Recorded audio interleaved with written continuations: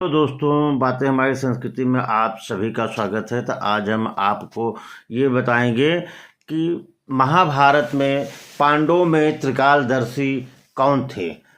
तो चलिए हम बात करते हैं कि सहदेव एक थे जो कि भविष्य का ज्ञान भी रखते थे।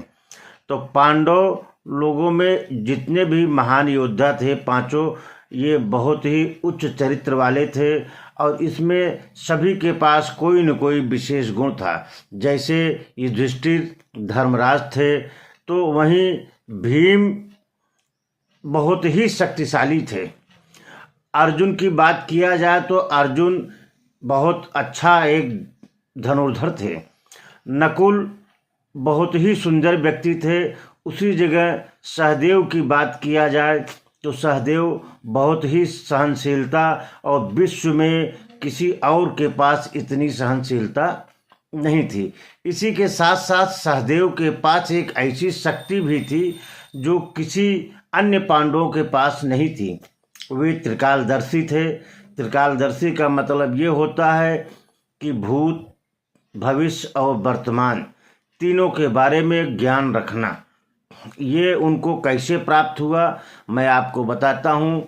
ये उनको जन्म से नहीं मिला था, ये उनको पिता के आशीर्वाद से मिला था। तो कुछ प्राचीन ग्रंथों में ये वर्णन मिलता है, जब पांडवों के पिता महाराज पांडु श्राप के कारण मृत्यु को प्राप्त होने वाले थे, तो उन्होंने कुंती, माद्री और अपने पांचों पुत्रों को बुलाकर कहा कि पुत्रों, मेरा अंत समय आ पहुंचा है, किंतु मुझे इस बात का दुख है कि मैं अपना संचित ज्ञान तुम में से किसी को भी नहीं दे पाया हूँ, और मेरी मृत्यु के पश्चात ये सारा ज्ञान व्यर्थ हो जाएगा। मेरे पास अब अधिक समय नहीं बचा हुआ है, इसलिए तुम में से कोई मेरे मस्तिष्क का भक्षण कर ले, ताकि मेरा सारा ज्ञान तुम लोगों को मिल जाए।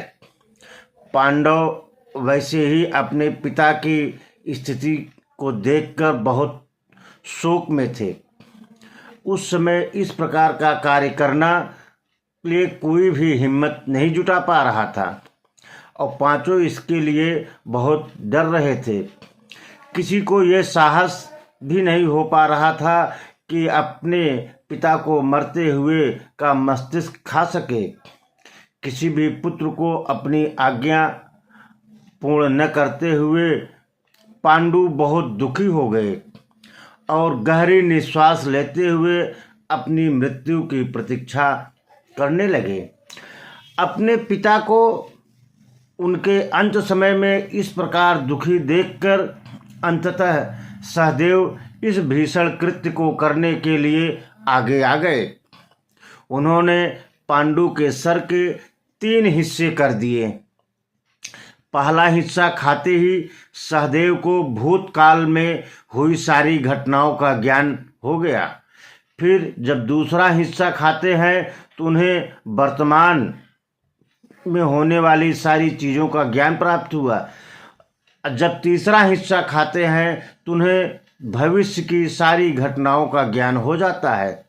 इस प्रकार अपने पिता के आशीर्वाद से सहदेव त्रिकालदर्शी बन गए।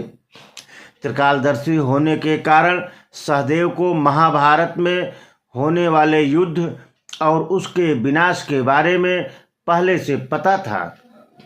फिर भी सहदेव इस युद्ध को रोकने का प्रयास नहीं किया।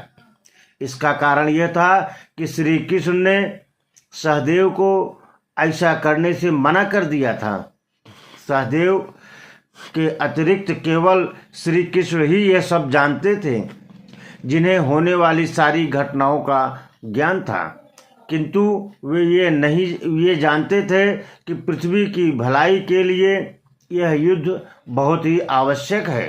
यही कारण था कि उन्होंने सहदेव को भी किसी को भविष्य में होने वाली घटनाओं के बारे में बताने से मना कर दिया था, ताकि महाभारत युद्ध होकर ही रहे।